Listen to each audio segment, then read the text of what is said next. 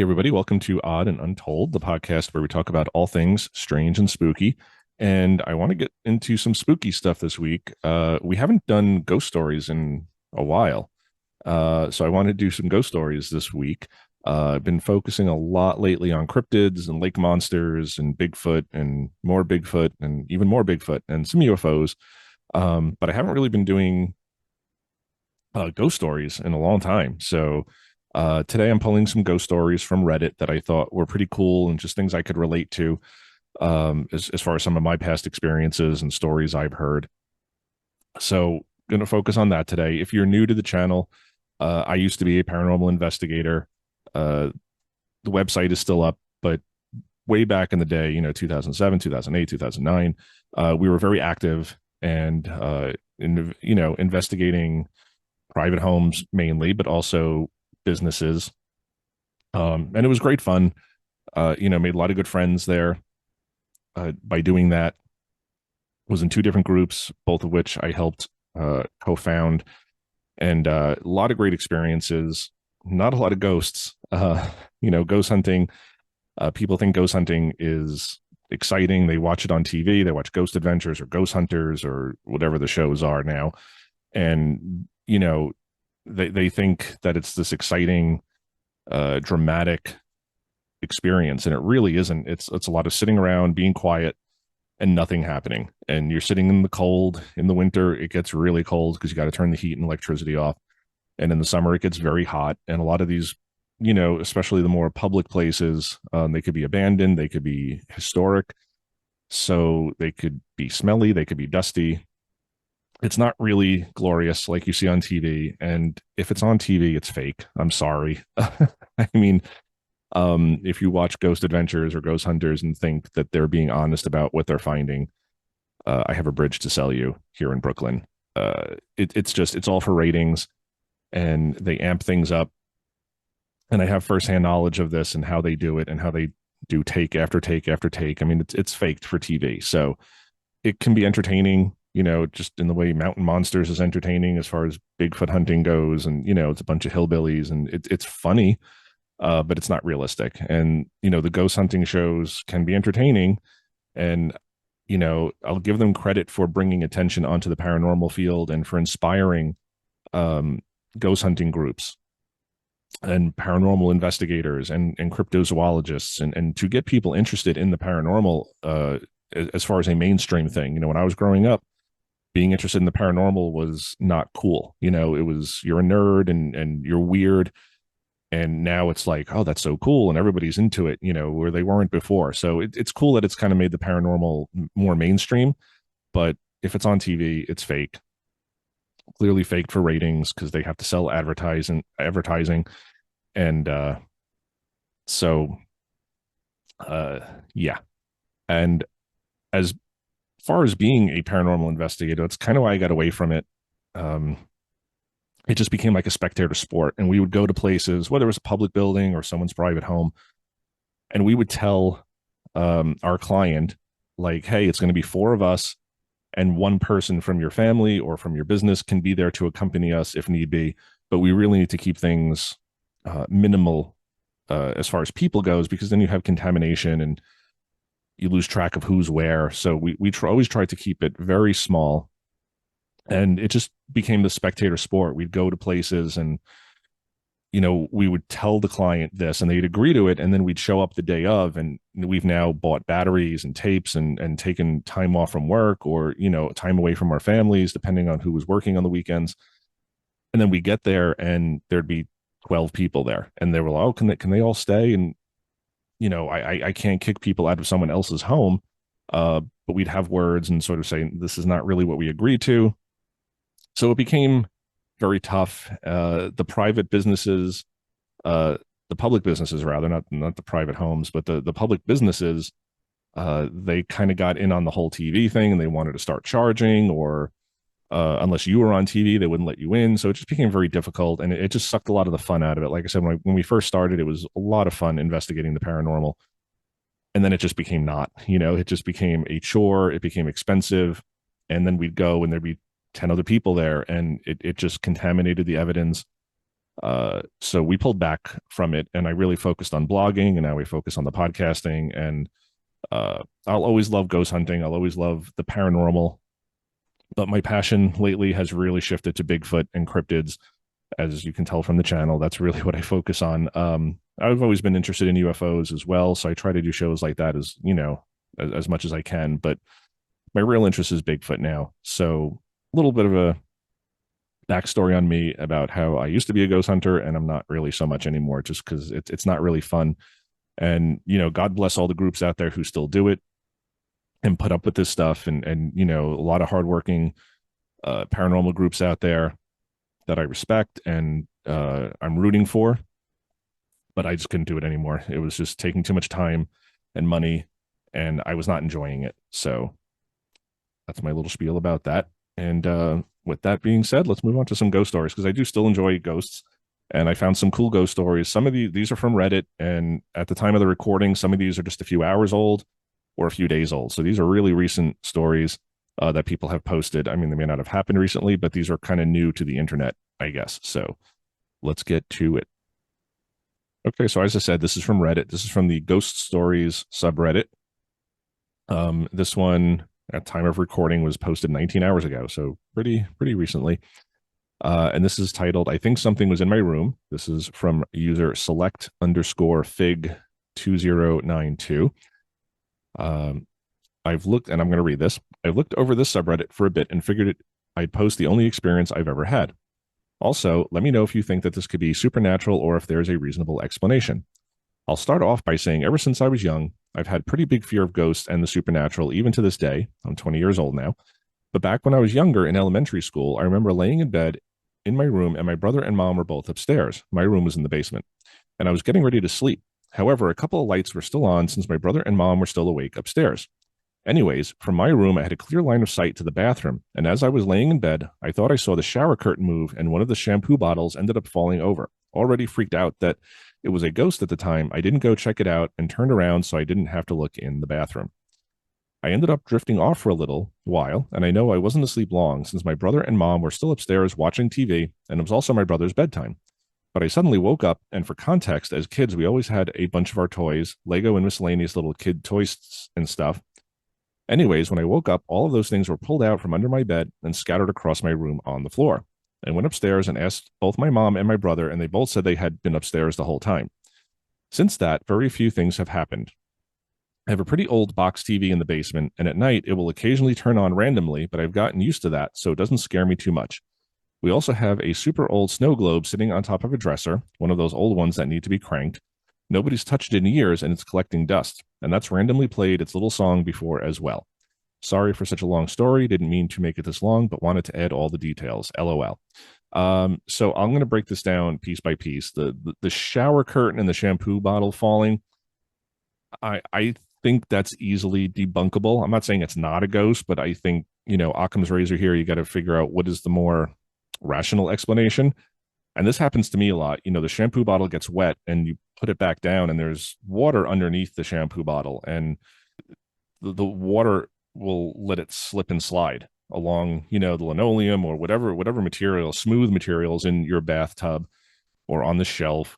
And this happens to me a lot, where I'll put the shampoo bottle there and it'll just, slowly, gravity will kind of pull it, because most shelves in a bathtub, most flat surfaces are not actually flat. They're inclined just a wee bit so that the water can run off and it doesn't collect up there. So when you put a shampoo bottle that is wet underneath and maybe even a little bit soapy, it's going to be very slick and it can slide off and hit the shower curtain. So that part I am going to throw out. Again, I'm not saying it wasn't a ghost, but the more likely explanation is that this was a slippery shampoo bottle that was on a shelf that was a little bit inclined and just slid off and fell into the tub. The other part of this, with the toys being pulled out, the mom and the brother say they weren't there. It doesn't sound like he was asleep for very long. And you would think that if someone came and was pulling stuff out of your bed, you would wake up and, hear them. Not impossible, but interesting. And this almost sounds like poltergeist-ish in nature, where it's kind of mischievous and just pulling out these toys and making a mess. And you hear a lot of this in like poltergeist alleged poltergeist stories where it's making a mess, it's taking the tops off of bottles, or it's opening cabinets, or it's moving chairs. Like it's kind of disruptive, and that's what this sounds like. Just a bunch of toys, Legos, and all sorts of other stuff out from under the bed. Uh, why would anyone do that? Why would they lie to him or her? I don't know if this is a man or a woman. The last part of this, the old box TV in the basement that will turn on occasionally, and the uh, music box that will, sometimes play. We hear this a lot too, and I've had this happen. TVs go on and off, and with the newer TVs, you can sort of say maybe it's a stray remote control, signal that came from another device in the house or just from outside. Someone, in the house next door, kind of pointing the remote control at the window, and it bounces into your bedroom. I don't know, but this is in the basement, so you'd think that you wouldn't get stray signals in the basement. But I've, my brother has had experiences with this, like in the guest room. I'll link to that episode down below where I talk about the quote unquote haunted guest room at my house in Brooklyn. And my brother would say that the TV would just kind of turn on randomly or turn off. And it was weird because it would never really do that when I was home alone. It was just kind of when he stayed over in that room, he said he'd be laying there and the TV would like turn on without anybody pushing any buttons or doing anything. So very strange. The music box, it almost seems like a horror movie trope where like the music box just starts playing and it's like little creepy, harpsichord music or whatever. But I just thought that was all interesting because, some of this you can debunk and other parts of it, not so easy to debunk. But I think the shampoo bottle, very easy to debunk.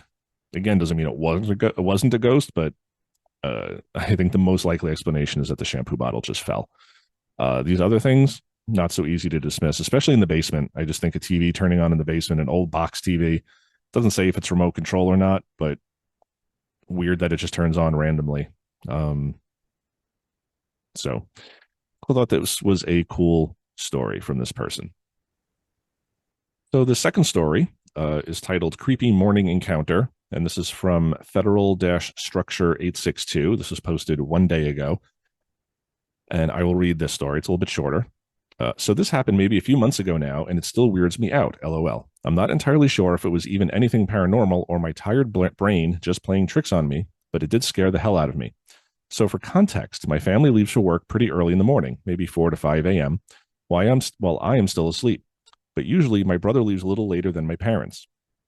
One morning a few months ago, I remember being woken up to the sound of my door opening and someone saying my name.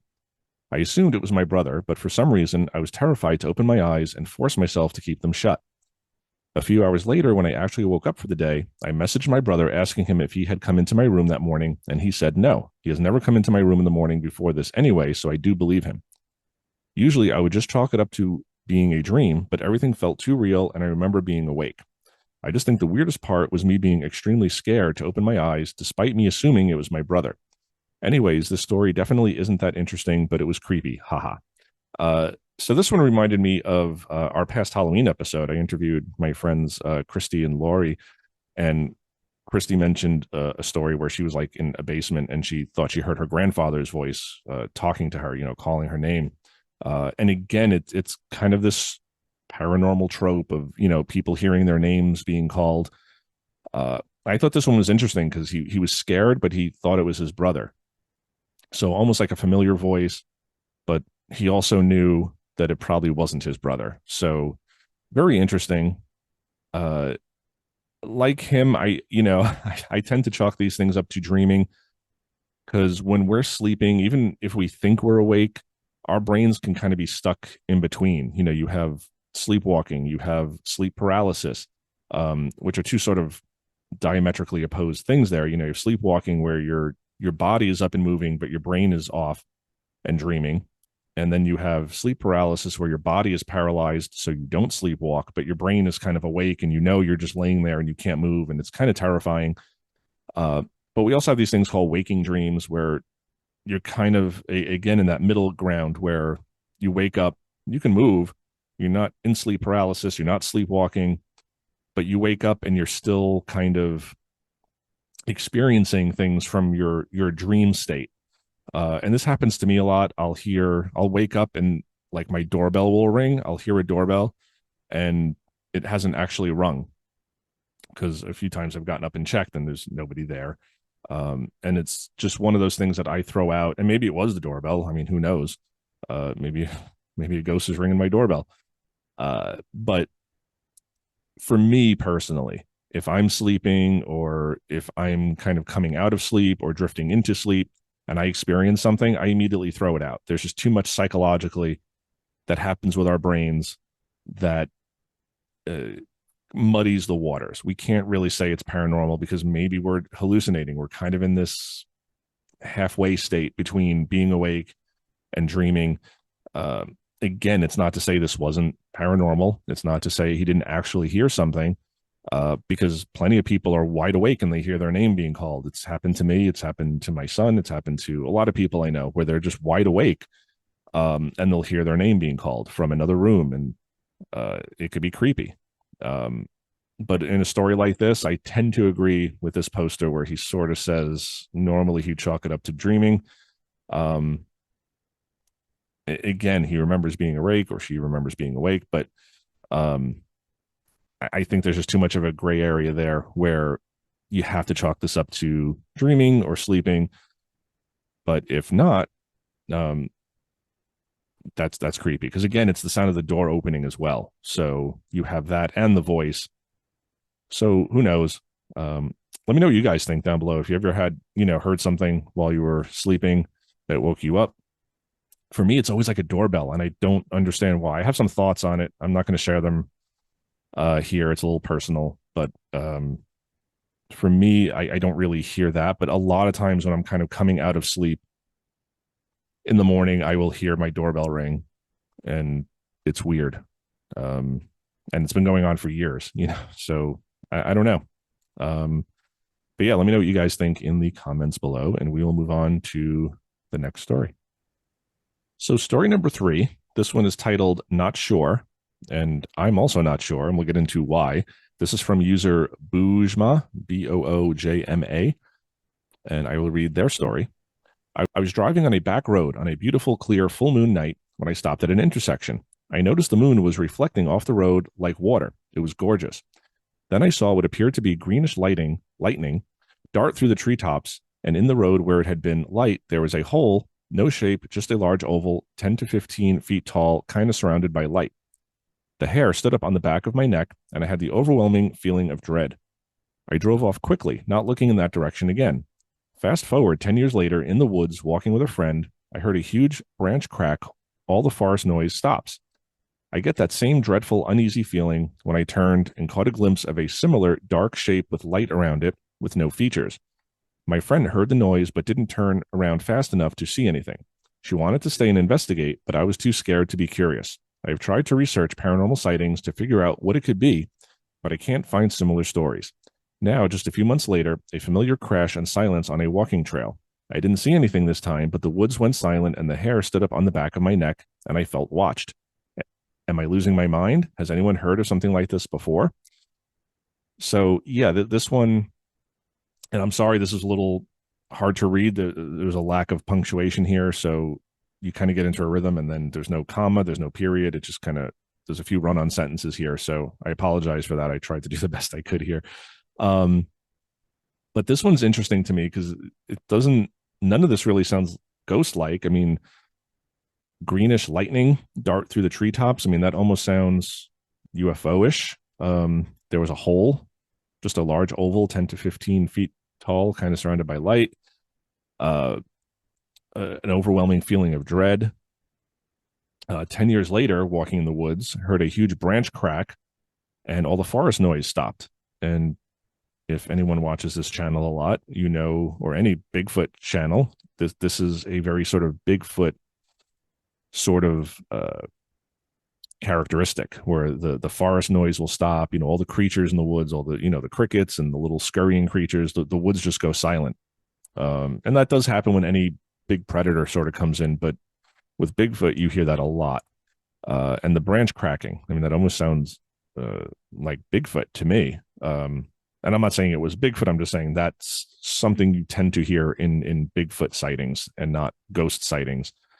And then again, now a few months later, a familiar crash and silence on a walking trail.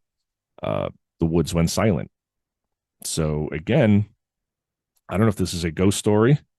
This person may not be familiar with Bigfoot sightings or certain tropes associated with Bigfoot sightings, but you have the forest going silent. You have a lot of, and again, I'm not big on tree knocks, but the branches cracking. We hear that a lot, where someone says it's almost like an intimidation tactic, where something will snap a large branch or a small tree, and it just makes that cracking sound. Uh, and again, people speculate that that's an intimidation tactic from the Bigfoot. And again, it could just be, a branch breaking off a tree and falling, and the woods go silent because all the critters are just like, "Holy crap, what was that?" So who knows? But I don't think this is a ghost story. This sounds, I mean, maybe the first part with the green glow and the figure uh, sounds almost like the Flatwoods Monster or an alien. Mr. Burns, floating through the woods after he was injected with radiation, to throw it way back to an old Simpsons episode. But uh, none of this is really screaming ghost to me. This is all screaming sort of other things. And again, it's some of this sounds like Bigfoot stuff. Some of this sounds like UFOs, aliens. And again, as a disclaimer, I'm not saying any of these stories on here are true or false. I mean, these are not people I know. People I know, I tend to put a lot more credence in. Um, my friend John or my friend Christy or Scott or Ethan, people who I've known for a long time and I know aren't, just some anonymous person on the internet, maybe just trying to go viral or something. So I'm not saying this person's lying. I'm not saying it's the truth. So if you're a skeptic, I'm trying to throw out other possibilities here. If you're a believer, I'm not saying I don't believe this person. I'm just saying it can be any number of things. So, yeah, could have been just a branch falling. It could have been some weird heat lightning that this person saw. It could have been a meteorite. I've talked about the Bantam Lake UFO, which was a greenish object that crashed into Bantam Lake, and I'll link to that episode down below as well.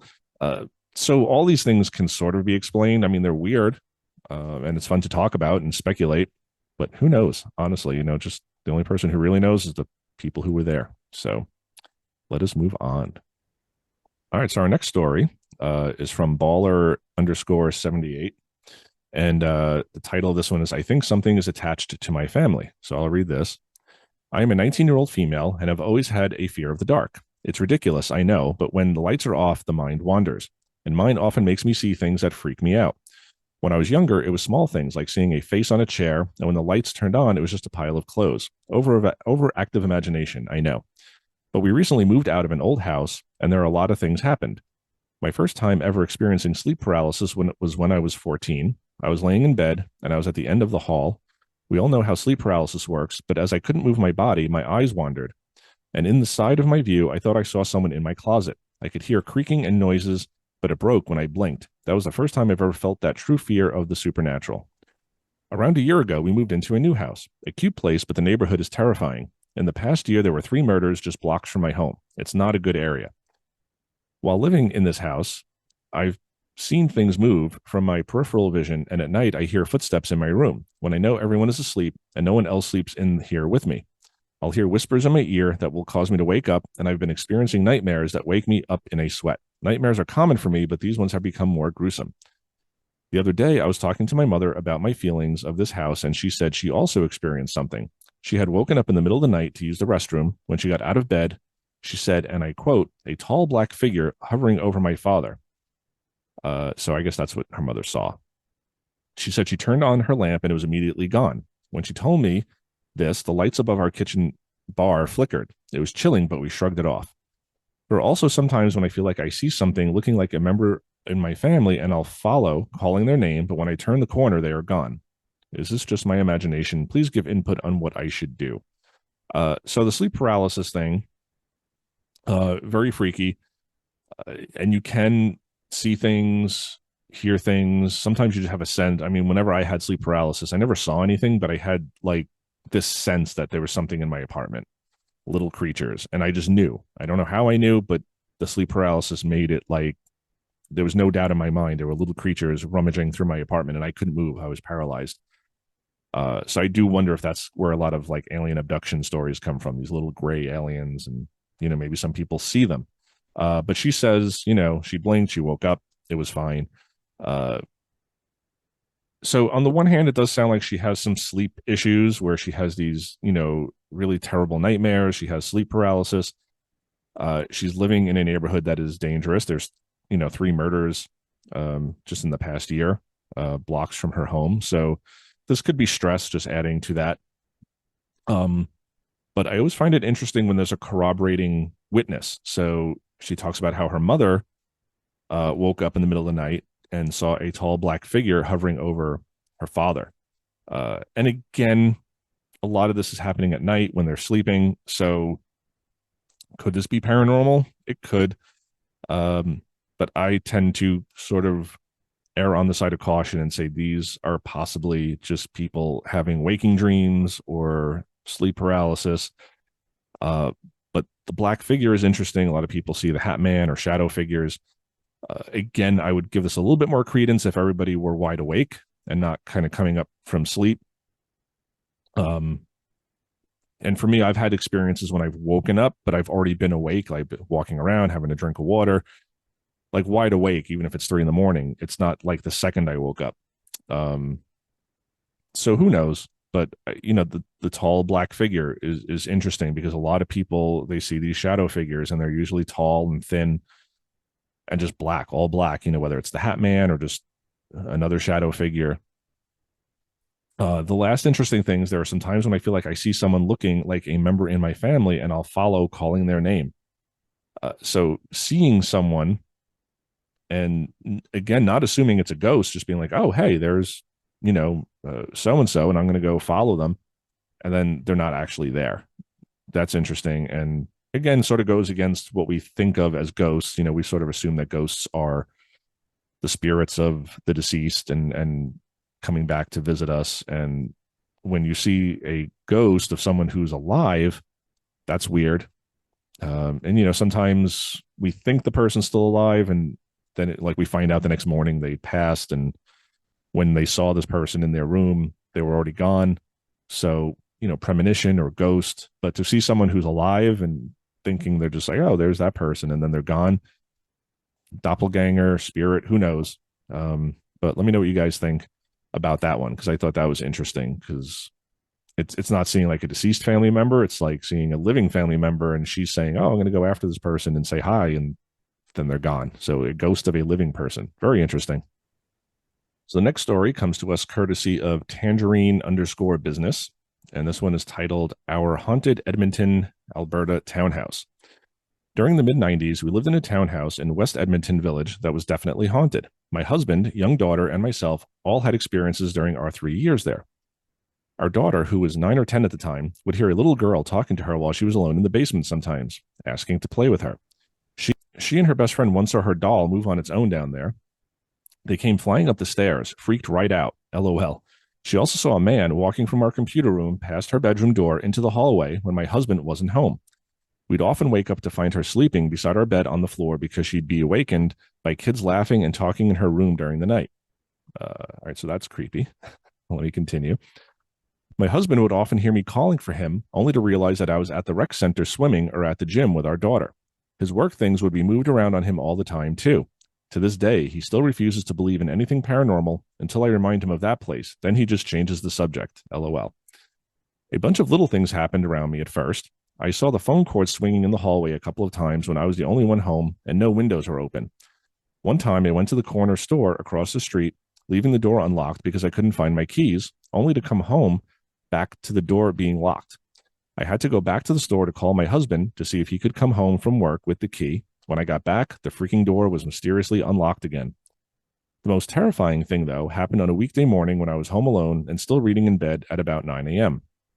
All of a sudden, I heard a young girl screaming, crying, and banging on our front door. I freaked out, thinking it was our daughter, and ran down the stairs, taking 2 or more steps at a time. As soon as I unlocked the door and swung it open, the screaming stopped. There was no one there. I ran out into the cul-de-sac, and nobody was anywhere in the street. I sat on the front steps until my adrenaline subsided, wondering what the hell had just happened. I was so confused. I was definitely happy when my husband was transferred out of town a few months later. We've had other paranormal occurrences over the years, but nothing as crazy as when we lived there. So this one is really interesting to me because this sounds like everyone was awake every time something happened, like wide awake. This is not waking up, first thing in the morning, as soon as you open your eyes, you're seeing a figure or you're hearing something. Um, this is, they have a daughter who's 9 or 10, would hear a little girl talking to her. So a little too old for an imaginary friend. Again, sometimes you have 3-year-olds or 4-year-olds or 2-year-olds talking about, oh, the man who talks to me or my friend, the little girl.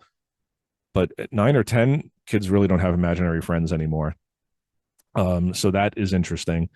Uh, Seeing the doll move on its own, kids can, misinterpret things. So that one doesn't impress me too much. But that the daughter also saw a man walking from our computer room past her bedroom door. Again, these things, I've had friends over my apartment in high school, and they said they would see the same thing. They're like, "Oh, who's in your house?" Like, I just saw somebody walk into that bedroom, and it's like there's nobody else home but us. Like, we're all here. We're all around the table, or we're all sitting on the couch. Like, but they're not even thinking ghost. They're just like, "Oh, like your father's home or your mother's home. I just saw somebody walk in there," and it's like, no, there's nobody here.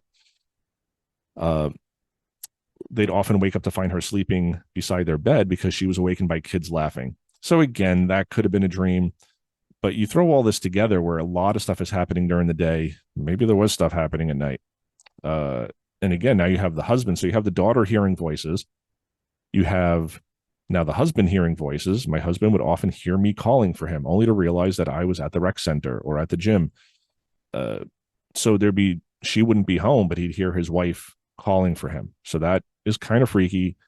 And again, I'm guessing this is during the day. I'm guessing he's not sleeping. If she's at the rec center for a swim or at the gym, he's home alone in the house because she's saying with their daughter.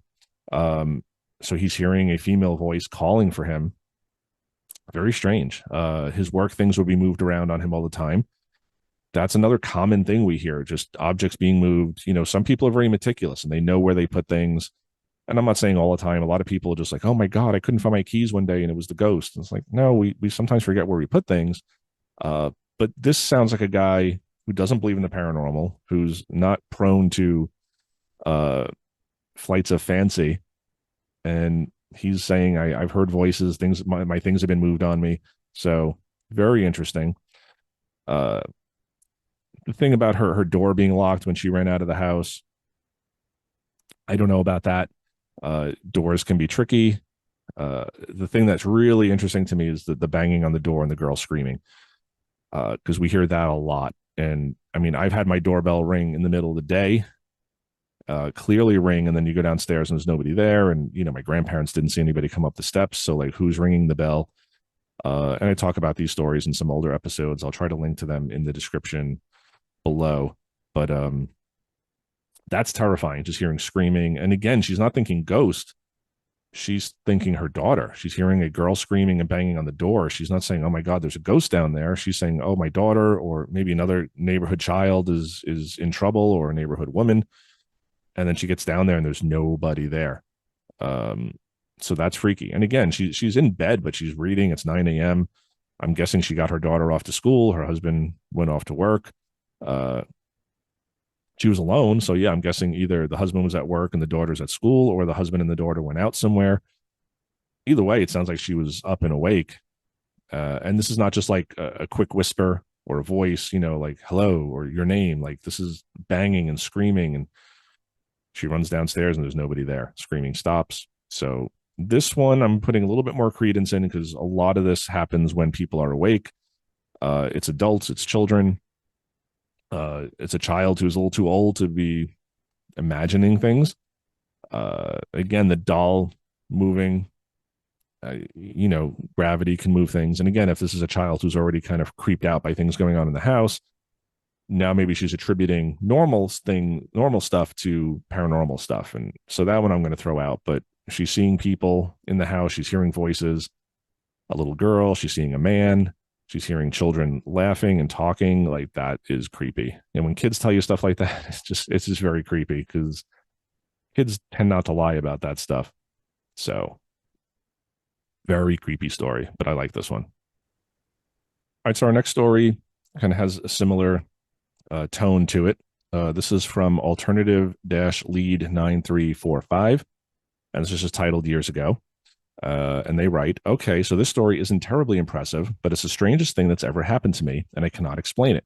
I'm not on this thread any at all, and I don't know much about the supernatural or these types of things. Anyone that knows about these things, I'd love to know what the hell I saw. So just to break for a second here, a lot of the stories on here, I mean, even ones I'm not reading, a lot of these people are just telling their story, and at the end, they're asking for an explanation. They're not uh, typically paranormal enthusiasts or people who, are very up on their paranormal lingo or terminology or tropes. Like they're just kind of posting their story and saying, hey, if anybody knows what this is, like, let me know. So I always find that interesting. These don't seem to be people who are the typical, like, oh, that's a ghost and this is a ghost and there's a ghost and this is a ghost and everything that goes on in my life that I can't immediately explain is a ghost. These are people who are just kind of sharing stories and saying, I don't know what this was. So let me continue with this person's story. So one evening, my wife and I are in our den. I have a desk and a computer, and so does she. My desk is towards the back of the room, and hers is at the front. There's a TV on the wall. Looking towards the TV, the only entrance and exit into the room is to the right. So I am sitting there playing my game, and so is she. I saw a small child, 4 or 5 years old, a boy, blonde hair, shoulder length. He ran into the den just inside the room, stopped for a minute, giggled, and then ran back out of the room. I actually heard his feet on the ground as he ran in and out of the room. He was not see-through or anything like that. My mind did not accept what just happened.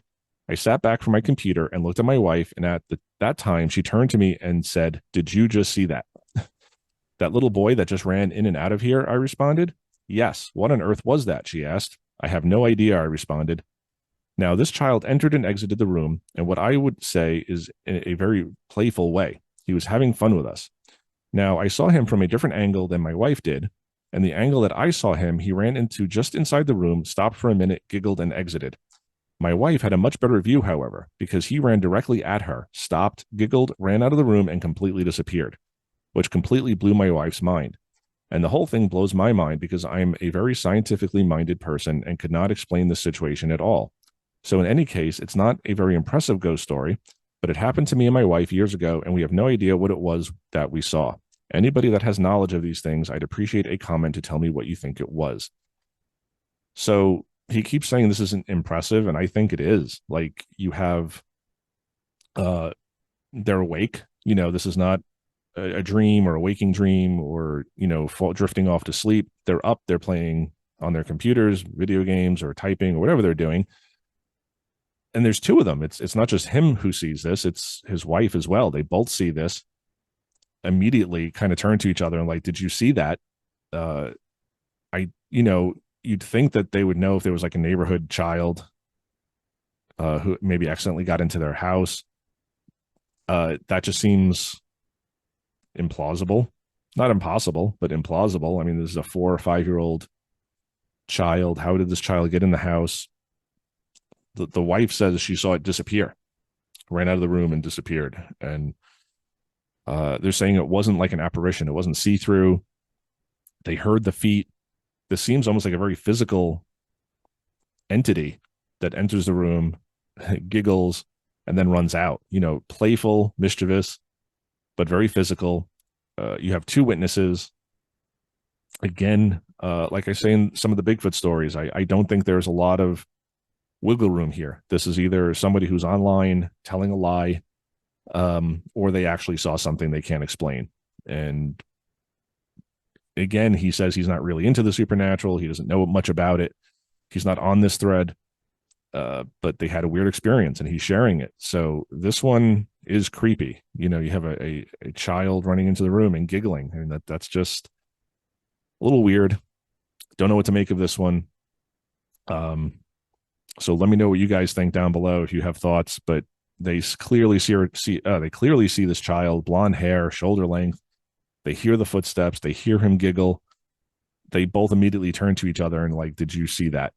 And stories like that always get me because that's corroboration. That's not just somebody, skeptics will come in and say, oh, it was a hallucination. And they'll come in and say this was a mass hallucination.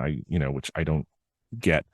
But it's hard to dismiss this when two people see the same thing. So very interesting story to me. So let me know what you guys think down below. Okay, my last story here for today. I'm going to end on a shorter story.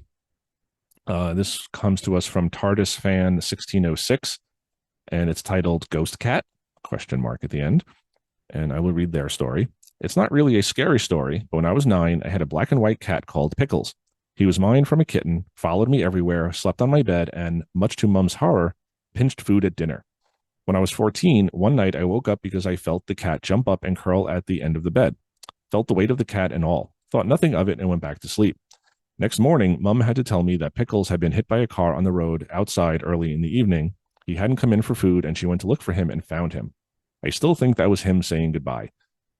So a few things here. I've done an episode very early on in the history of this podcast uh, about ghost animals and pet ghosts and dogs or cats, mainly from my own experiences of uh, animals who had passed that people are now seeing or hearing. But also, I just mentioned a few stories back about people sometimes seeing ghosts of loved ones, and they think it's weird. They think it's a dream. Oh, grandma came to visit me last night, or my cat came to visit me and slept on my bed.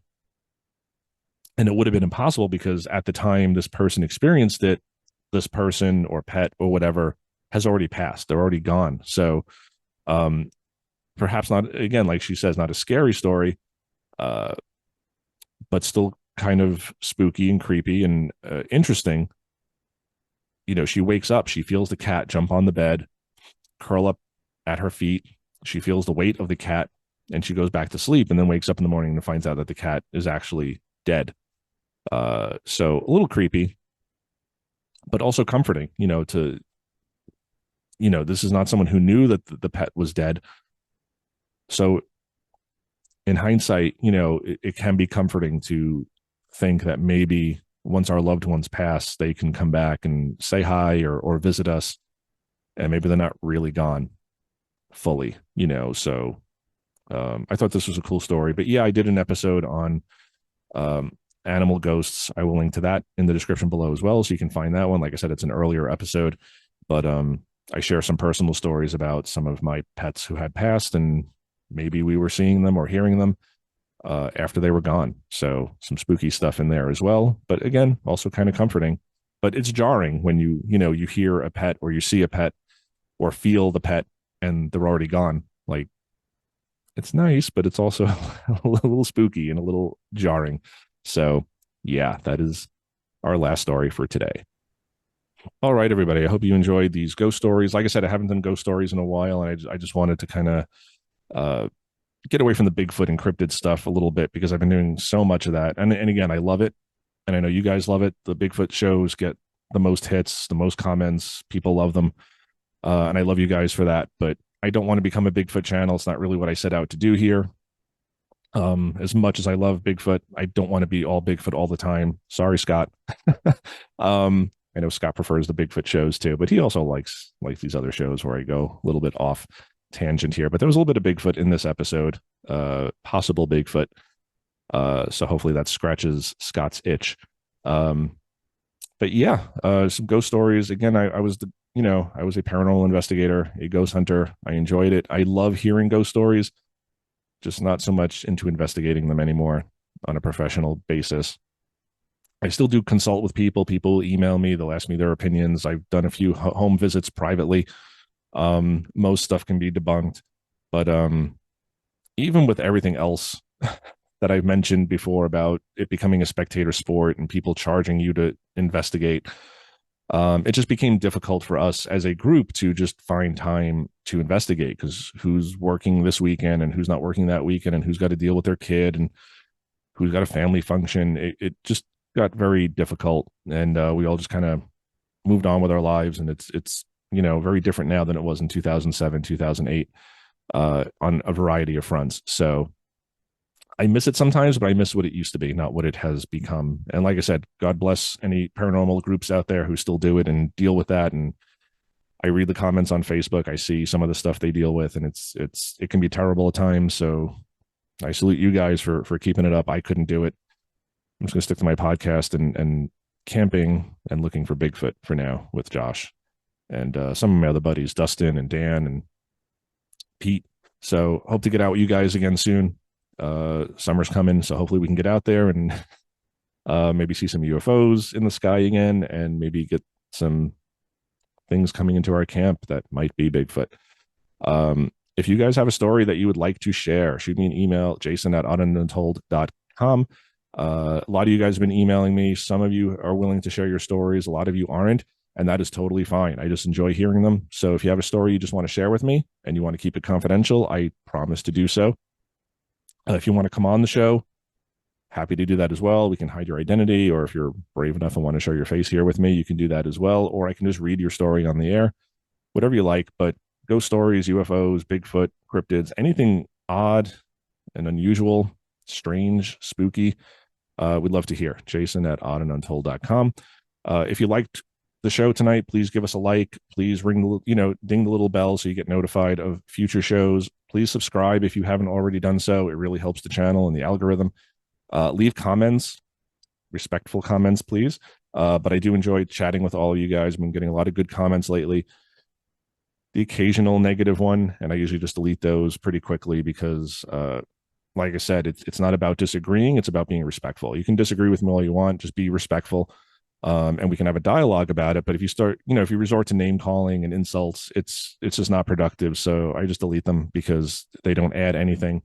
But plenty of you have disagreed with me, and we've had some discourse, and that's awesome because, like I always say, we're all trying to get to the same destination. We're trying to get to the truth of, do these things exist? And if they do, what are they? We all just have different ways of getting there, different methods and different roads that we travel, but we're all going to the same place. So, question everything. As always, question these stories as I have done. And I'm not questioning these people. I'm not saying they're liars. I'm not saying they're dumb or they don't know what they're seeing. I'm just saying, is there an explanation that fits the situation better? Then we should look at that. And I'm trying to allow here that, could it have been a ghost? Sure. But the shampoo falling over, it was probably just a soapy shampoo bottle falling over because it was wet and the shelf was sloped ever so slightly. But question everything. And we will see you guys next week. Rock and roll.